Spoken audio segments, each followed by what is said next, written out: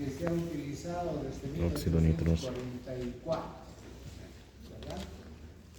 Es un anestésico muy bueno, un anestésico que no lleva a los planos profundos, o sea, ¿cuántos periodos tiene la anestesia? Tiene 4, ¿verdad? Entonces, a cada periodo de la anestesia se le da un porcentaje, o sea, 25%. O sea, los anestésicos que llegan al primer plano tienen digamos, un porcentaje, una potencia, diríamos, de producir una anestesia del 25%. Los que llegan hasta el término del segundo plano tienen 25 más, o sea, serían 50%. Los que llegan al tercer periodo, 75, y cuarto, 100%. O sea, generalmente, casi todos los anestésicos llegan al 100%, a excepción del óxido nitroso, que tan solo lleva 25%. O sea, ¿qué quiere decir? ¿Hasta dónde llega? Si tiene una potencia de 25%, ¿hasta dónde llega?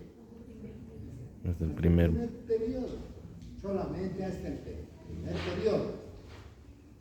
Hace rato no sé si les he dicho plano, si les he dicho plano está mal, es primer periodo. El tercer plano tiene, el tercer periodo tiene 4 planos, ¿no? Vayan a confundirse con eso. Entonces, porque yo hasta a mí me pasa esto, ¿no? Primer, segundo. Estoy hablando de plano, creo que hace rato les he dicho plano, pero son periodos, ¿verdad?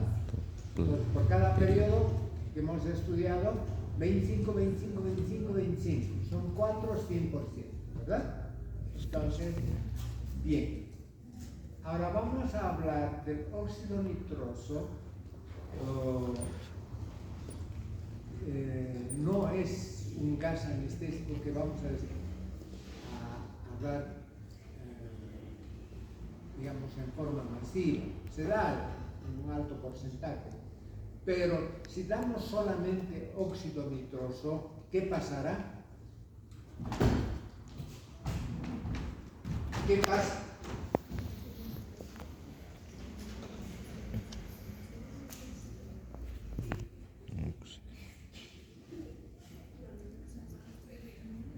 Se muere el paciente si da un óxido nitroso. Se tiene que mezclar con oxígeno, ¿verdad? Tiene que tener un porcentaje de óxido nitroso y un porcentaje de oxígeno. La combinación por lo general es 80-20, pero es mucho mejor si damos 75-25, ¿no? Ese sería el porcentaje el porcentaje con el cual, digamos, hacemos la mezcla, ¿no? Entonces, como se da en alto porcentaje este anestésico, entonces hay que tener cuidado con la anoxia que se podría producir. ¿De acuerdo? Bien, vamos a continuar entonces. Acción a nivel respiratorio. ¿Qué va a hacer? Si llega solamente al primer periodo no hace nada, ¿verdad? O sea, no hay depresión respiratoria, no hay disminución del volumen minuto, etc. Pero como vamos poca cantidad, entonces hay que tener ese cuidado. Acción a nivel cardiovascular. ¿Qué hemos dicho con los anteriores anestésicos? Conforme se profundiza la anestesia, se va produciendo depresión cardíaca, ¿no? Al producir depresión cardíaca, entonces, ¿qué va a haber? Hipotensión arterial. Disminuye la presión arterial, disminuye la frecuencia cardíaca, ¿no? También, digamos, el volumen de sangre que el corazón pone a disposición del organismo. Entonces, todo eso disminuye. Cuando disminuye mucho, ¿qué pasa? Existe un reflejo cuando se produce una hipotensión muy marcada, ¿cuál es la reacción del organismo? ¿Ah? ¿Qué pasa con el organismo?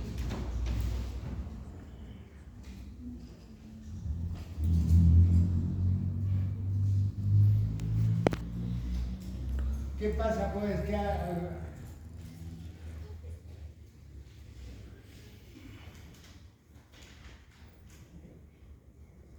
¿Cómo es?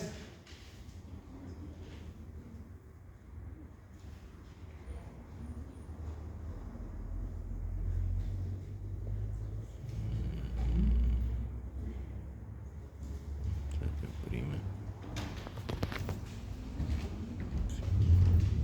¿Qué pasa cuando hay una hipotensión muy marcada por vías reflejas y está el corazón normal, todo está normal, el individuo es normal? Hay taquicardia compensadora. Si hay hipotensión, el corazón por vías reflejas trata de compensar esa hipotensión y hay taquicardia, porque si sigue la hipotensión así, entonces puede haber lesiones a nivel de diferentes órganos, principalmente el riñón y cerebro, ¿verdad?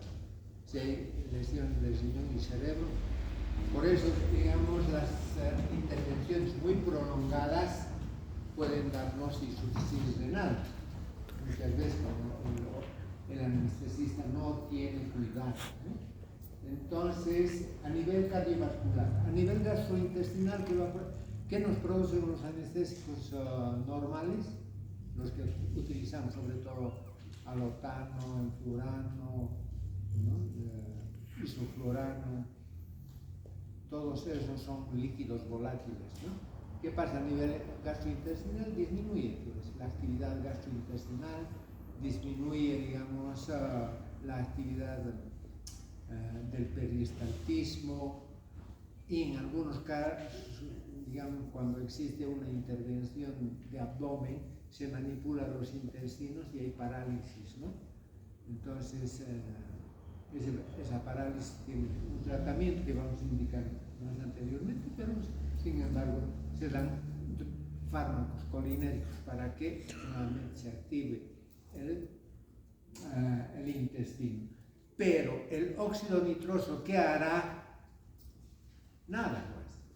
Si llegamos solamente a un 25%, no pasa nada. A nivel del hígado tampoco. A nivel del riñón puede disminuir un poco el filtrado glomerular, pero no es significativo, ¿no? El metabolismo, lógicamente, que también se encuentra disminuido. Toxicidad es poco tóxico, o sea, no llega a ni siquiera pasa. Puede entrar un poco al segundo periodo, pero no pasa. Se llama también el óxido nitroso gas hilarante. ¿Por qué se llamará así? Porque produce hilaridad. ¿Qué entienden por hilaridad? ¿No? ¿Qué entienden por hilaridad? ¿Alguien sabe qué es la hilaridad? Lo que hace reír, pues. ¿No? Uno está... Hilaridad. A veces ríe de todo, ¿no? Entonces, sobre todo es propio de las chicas, ¿no? Hilaridad. Entonces, por eso se llama gas hilarante. El ketalar también produce hilaridad, que vamos a ver enseguidita casi, que es un anestésico por vía intravenosa o intramuscular, puede ser. Ahora, vamos a hablar de los anestésicos intravenosos. Y ahí ya entramos al ketalar, que es un anestésico que también produce hilaridad. Bien. ¿Por qué se dicen que son intravenosos? Son los anestésicos que, si bien pueden producir anestesia, casi generalmente se utiliza en la inducción anestésica, ¿no? O sea, que primero los hacemos dormir bien a los pacientes y después recién, digamos, se les canaliza las vías aéreas superiores, se les intuba, ¿no? Se les pone un tubo acá. Entonces, si el paciente estuviera sin nada, sin ninguna premedicación, sería imposible, ¿no? Imagínense meterle una cosa a la garganta e inmediatamente se produce el reflejo de ¿qué? Vómito. ¿No? Entonces, para evitar esto, utilizamos generalmente estos anestésicos por vía intravenosa. Son anestésicos que pueden ser utilizados como anestésicos en algunos casos y como inductor anestésicos en otros casos, ¿no? Dentro de estos tenemos el tiopental sódico, que es uno de los más importantes.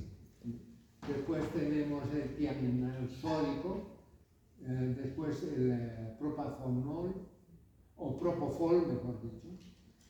El propofol es un inductor anestésico, es decir, es un medicamento que usan mucho también como analgésico, ¿no? Y con el propofol ha sido con el que se ha notado este cuate, ¿no? Entonces, para que se acuerden, ¿no? Que se ha puesto eso. De acuerdo. Entonces, tenemos todos estos anestésicos por vía intravenosa. El ketalar podemos utilizar por vía intravenosa, el clorhidrato de ketamina o ketalar, que creo que no está ahí, no está, ¿no? El tiaminal, ¿no? Que es barbitúrico. El método excital sódico también es barbitúrico, pero aquí no está el tiopental sódico, no está. Los barbitúricos, creo que nos hemos saltado terriblemente, pero vamos a entrar con los barbitúricos. Bien, los barbitúricos son ácidos, que se llama ácido barbitúrico también. Tenemos varios barbitúricos, tenemos 4 tipos de barbitúricos, ¿no? Que en realidad todos se utilizan como hipnóticos, salvo el tiopental, que se utiliza como anestésico intravenoso o como medicación preanestésica, ¿no? Entonces, el tiopental, el resto les decía, o sea, los clasificamos en 4 grupos: los barbitúricos de acción larga, intermedia, corta y ultra corta. Los anestésicos ultra cortas o los barbitúricos ultra cortas son los que utilizamos como anestésicos generales, ¿no? Entonces, dentro de estos tenemos, por ejemplo, dentro de esto tenemos el origen y química de los barbitúricos. Como les decía, todos los barbitúricos de acción larga, media, corta y ultracorta resulta de la unión de la malonilurea y o sea, resulta la malonilurea es la fórmula general que corresponde, digamos, a la unión de la urea y el ácido malónico, por eso se llama malonilurea. Tienen una estructura común. Esta estructura común varía solamente en los elementos que se ponen a nivel del carbón 5. Yo no sé por qué me he saltado, pero me he saltado barbitúricos. ¿Dónde?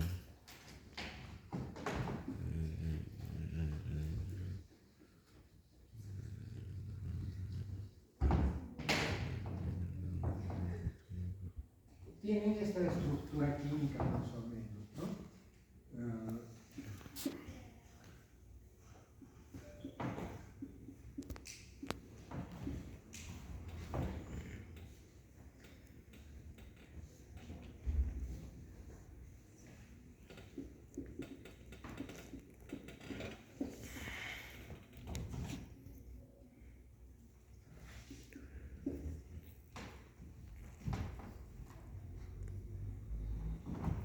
Es el carbón 5, ¿no? Entonces, en el carbón 5, los de acción los de acción larga tienen esta estructura química. Esta es la maltodextrurea, o sea, es la base de todos los barbitúricos. Cuando decimos que tenemos un barbitúrico como el tiopental sódico,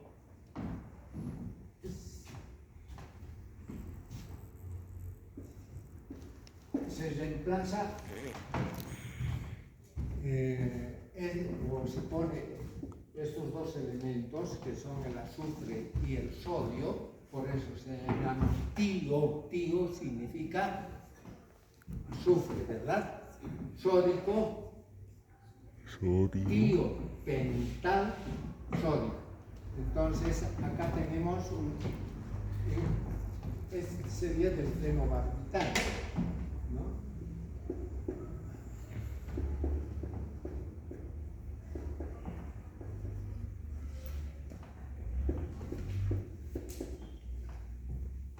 Entonces siempre tienen, casi la mayoría tienen esta estructura química.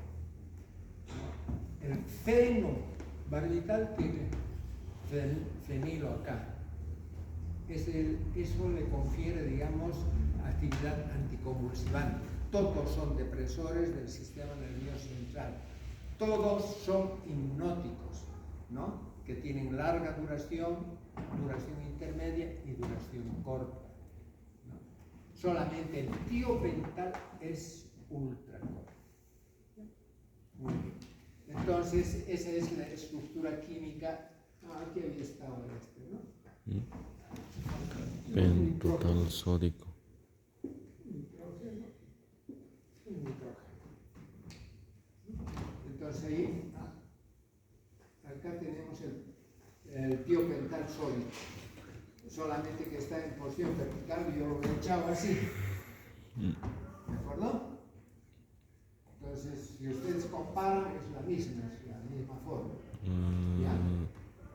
Muy bien. Entonces, vamos a hablar de la farmacodinámica,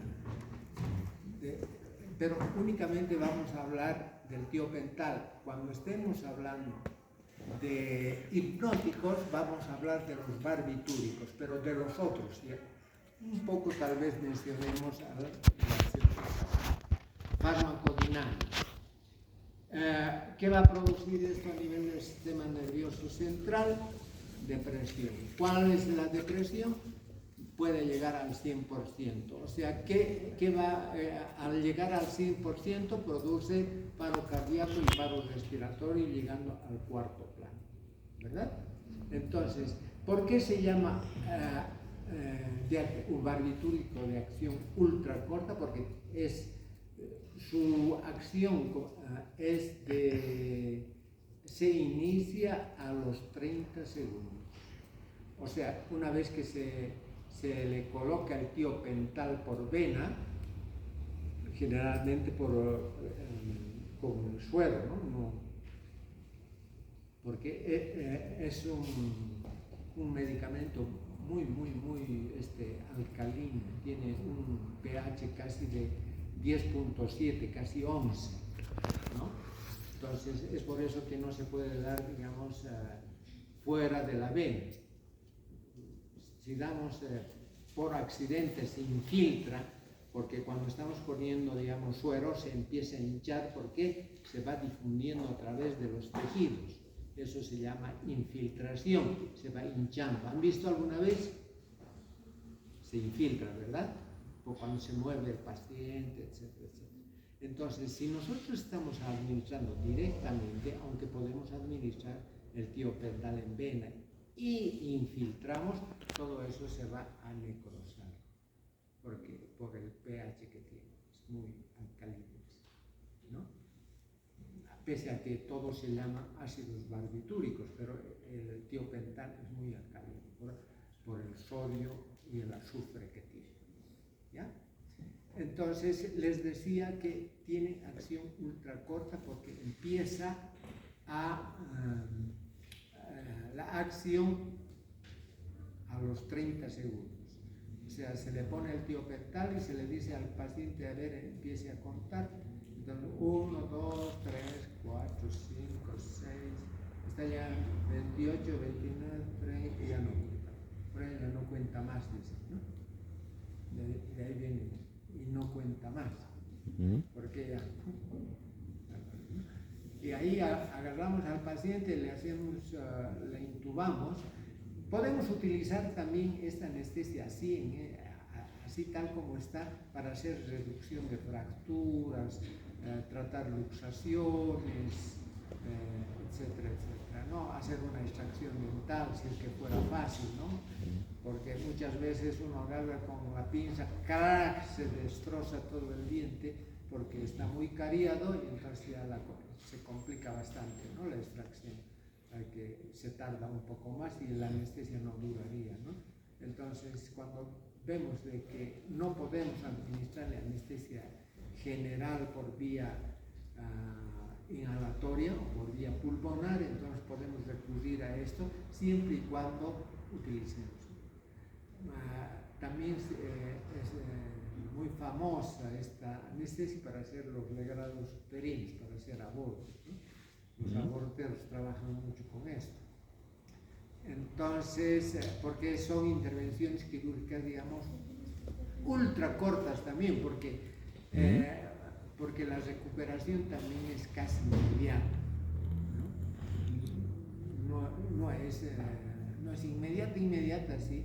Se inicia a los 30 segundos y puede recuperarse a los 20 minutos, ¿no?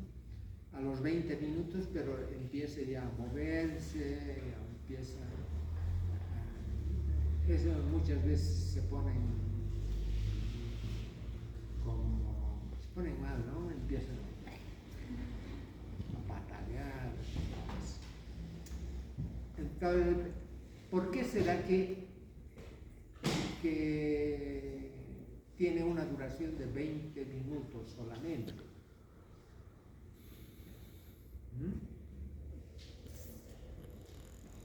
Porque no se metaboliza ningún medicamento se metaboliza en 20 minutos. Como no es inhalatorio, no se da por vía pulmonar, tampoco va a eliminarse por vía pulmonar en 20 minutos. Tampoco se excreta en 20 minutos, porque no se va, si está dormido, no va a ir al baño, no va a ir a orinar ni a defecar tampoco, ¿no? Entonces, ¿por qué será que solamente dura 20 minutos? Porque cae violentamente la concentración de este fármaco en sangre y se distribuye en la grasa, es muy liposoluble. Entonces se deposita en la grasa y entonces cae violentamente y el paciente empieza a recuperar, ¿no?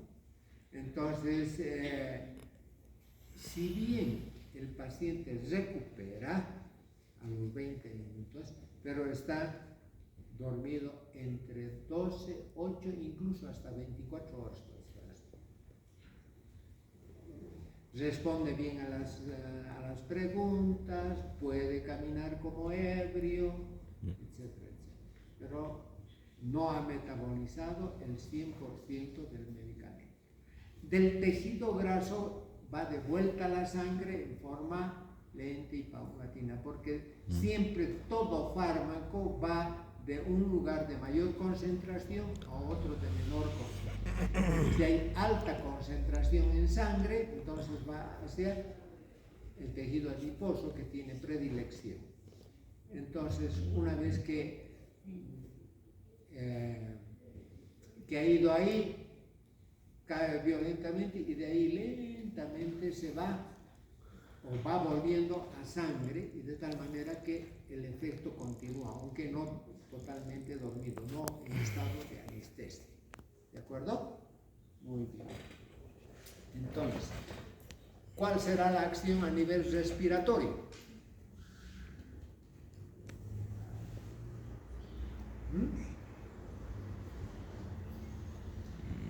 ¿Qué hacen? Deprimen, pues. Son excelentes depresores del sistema nervioso central, sobre todo del centro respiratorio. O sea, disminuye la frecuencia respiratoria, disminuye el volumen minuto, ¿no? Entonces, es por eso que no se utiliza, por ejemplo, estos medicamentos en los partos, que podría utilizarse, ¿no? Entonces, como es excelente depresor, imagínense a un neonato ahí, ¿no? Nace ya con barbitúrico y no, pues difícil, podría morirse, ¿no? Por paros respiratorios. No se utiliza en, digamos, en analgesia obstétrica, ¿no? Que podríamos llamar. Los otros anestésicos sí se puede utilizar en la analgesia obstétrica cuando se llega al primer plano.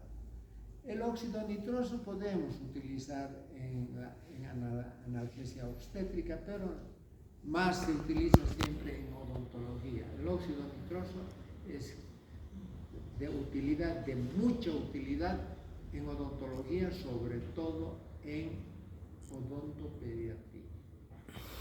Acá no utilizan. ¿Cuál es la razón? No sé. No les podría decir por qué no utilizan, ¿no? ¿Es caro el óxido nitroso? Entonces, no es ni caro ni es muy accesible. Entonces, ¿por qué? ¿Por qué no utilizan? Porque son buenos muchachos. No hay otro esfuerzo, ¿no? Entonces, es un excelente depresor del sistema nervioso. Desde su inicio van deprimiendo por ciclo. Si damos un barbitúrico de acción prolongada, que se utiliza como hipnótico, también podemos utilizar como sedante o tranquilo sedante, ¿no? Incluso en esas circunstancias nos deprime ya el centro respiratorio. Los barbitúricos nos deprimen el centro respiratorio, ¿ya? Bueno, vamos a seguir la secuencia de su acción sobre respiratorio. A nivel cardiovascular, ¿qué van a producir? Depresión, ¿no? Depresión cardíaca, ¿no? Ustedes han debido ver, digamos, a un ebrio por ahí, que está durmiendo de ebrio. ¿Cómo es su respiración? Es lenta, pausada. En una persona que está dormida, solamente en su sueño fisiológico, la respiración es lenta, ¿no? Eso es suave. Cuando están en un sueño profundo, ¿no? ¿Por qué será? Porque, digamos, en estado de disminución de la actividad cerebral, las respiraciones tienen. El alcohol, ¿no? El alcohol Porque no se necesita mucho, ¿no? ¿Por qué no se necesita? Porque el metabolismo está disminuido, ¿verdad? No hay actividad muscular, solamente está en actividad los órganos vitales. ¿Cuáles son? Corazón, cerebro. El corazón, los pulmones, ¿no? El cerebro, los órganos internos, que están en funcionamiento, hay secreciones glandulares de insulina, ácidos biliares, etcétera, movimientos intestinales, todo está eso en actividad, lógicamente lenta también, disminuida, pero está en actividad, ¿no? Entonces, el requerimiento de oxígeno en estos estados de metabolismo bajo, entonces es bajo para la respiración.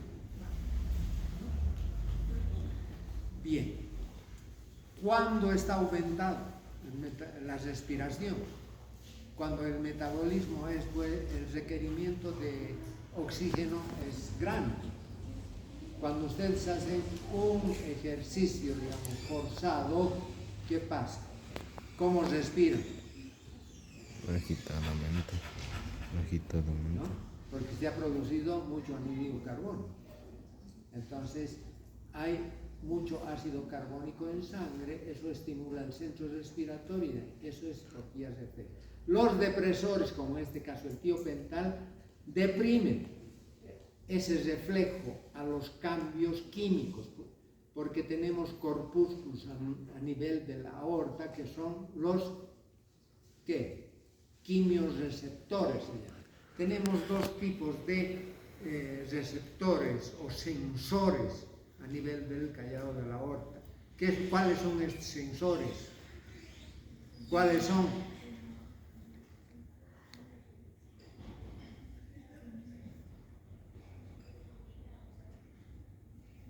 Los quimiorreceptores, los que acabo de decir, son los vasoreceptores. Cuando hay hipotensión arterial, se estimula el corazón para que no produzca más, porque hay sensibilidad a esta disminución de la presión. Cuando aumenta la presión, por vía reflex se le dice al corazón, parala un poco, ¿no? Y los quimiorreceptores captan las variantes químicas que hay en la sangre. Cuando hay, digamos, poco requerimiento de oxígeno, entonces al centro respiratorio se le dice con calma. Y cuando hubo mucho requerimiento de oxígeno, hay gran producción de anhídrido carbónico, de por sí la respiración avanza. En la anestesia, estos reflejos, o en algunos depresores, este reflejo se para, ¿no? Entonces ya no responde. En la anestesia, sobre todo, el anestesista tiene que estar viendo todos estos aspectos para dar más o quitar o dar menos anestesia. ¿De acuerdo? Vamos a ver si nos falta algo más de barbitúricos. Oxinitrógeno, barbitúricos. Farmacodinamia, restablecimiento, en qué tiempo, depresión del sistema nervioso central, sistema respiratorio, sistema cardiovascular, hígado, riñón y metabolismo. A nivel del hígado no existe, digamos, mucha acción, pero sin embargo, digamos, todos los órganos se ven disminuidos. A nivel del riñón va a producir menos filtrado, ¿no? Menos producción. ¿Cuál sería el mecanismo de la menor producción de orina? ¿Un mecanismo? ¿Cuál sería? Menos filtración, ¿no? ¿Cómo se produce la orina? Filtrando.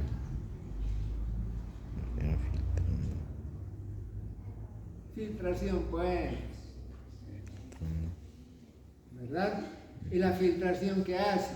¿Por qué se produce? Por la presión arterial, ¿verdad? Entonces, si la presión arterial ha disminuido, el filtrado también disminuye.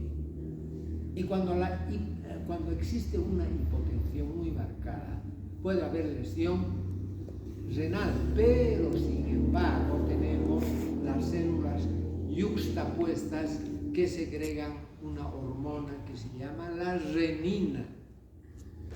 Esta hormona renina va a producir aumento de la presión arterial a nivel renal para que no existe esta lesión a nivel renal. No sé si está eso en el libro o no, pero más adelante o más atrás debe estar. ¿El metabolismo cómo va a estar? ¿Cómo va a estar el metabolismo? ¿Ah? Disminuido, pues, estamos disminuyendo la respiración, la frecuencia cardíaca, está dormido. De una persona dormida, ¿cómo está disminuido? Pues, esto por una acción directa del fármaco y también por una acción fisiológica. Cuando uno está dormido en forma fisiológica o por fármacos, el requerimiento, el metabolismo es bajo, ¿verdad? Entonces, por eso baja también la respiración y la frecuencia cardíaca, ¿sí o no? Bueno, metabolismo. Después, ¿qué viene? Acción local, ¿qué les he dicho? ¿Qué hace a nivel local? ¿Ah? ¿Qué hace? Está con hilaridad usted, ¿no? Le han dado barbitúrico. ¿Ah? ¿Cómo es? Acción a nivel local pues irrita, es que por el pH va a producir necrosis en el lugar, de eso hemos hablado. ¿Cuánto había sido el pH? 10.7, casi 11, ¿verdad? Entonces, ¿cuál es el pH máximo y mínimo? Normal, ¿ah? ¿Cuál es el H mínimo? 1, el máximo 14. Tiene 11. Ay, ay, ay. Farmacocinética. Bueno, ¿cómo se absorbe? ¿Cómo se absorbe? ¿Cómo se absorbe el tiopental?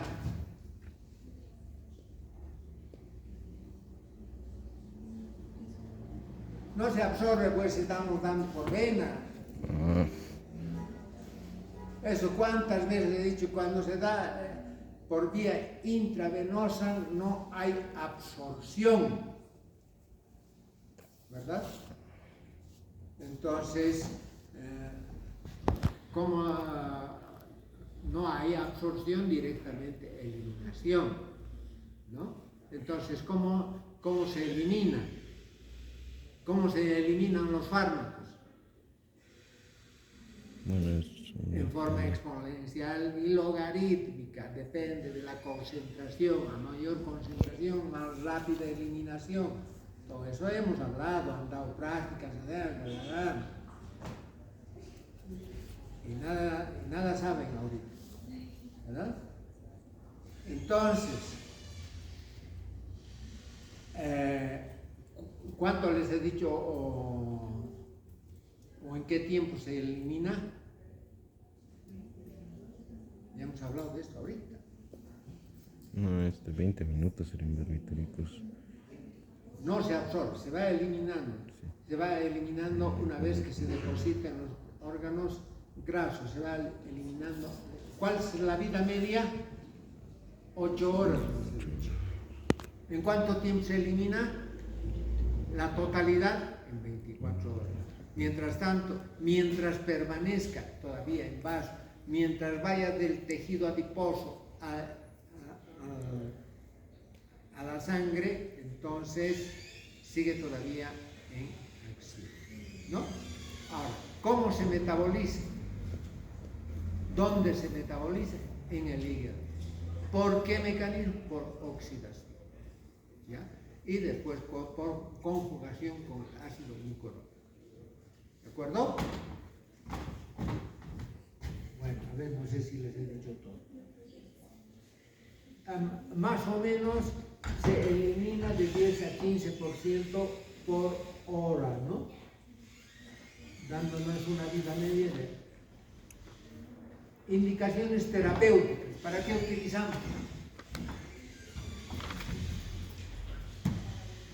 ¿Para qué utilizamos? Para la inducción anestésica o para cirugías muy cortas. Eso es, ¿verdad? ¿O no les he dicho? ¿No? Para reducción de fracturas, para legrado uterino, extracciones dentales. Ahora, después de indicaciones, bueno, dosis, 300 miligramos por vía intravenosa. De 300 a 500 podría ser, dependiendo, digamos, 300 es para una persona de 70 kilogramos. Le ponemos 300 a una persona de 100 kilogramos y va a estar como borracho, ¿no? Hay que comentar dos, podemos llegar a 500, ¿no? Ahora, lógicamente, a una persona de 45, 50 kilos va a ser un poquito menos de 300, ¿no? Entonces, se calcula para una dosis usual de cuánto sería, pero por lo general tenemos que hacer una dosificación kilogramo peso. O sea, tenemos la dosis usual 300 miligramos, ¿verdad? Entonces, ¿cuánto corresponderá por kilo? Para 300 para un individuo de 70 kilogramos, ¿verdad? ¿Cuánto por kilogramo peso tenemos? 30 sobre 7. Más o menos 40 miligramos, ¿no? O sea, sería 300 miligramos para 70.000 gramos, sería, ¿no? Para 70 kilos, 70.000 gramos, ¿o no? Es un ¿Así o no es? Entonces dividimos pues 300.000 o 300 miligramos entre 70, ¿verdad? ¿A cuánto sale? 4 punto tanto, ¿no?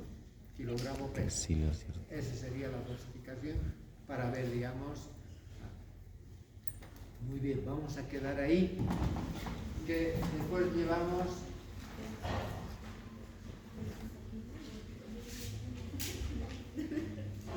benzodiazepina.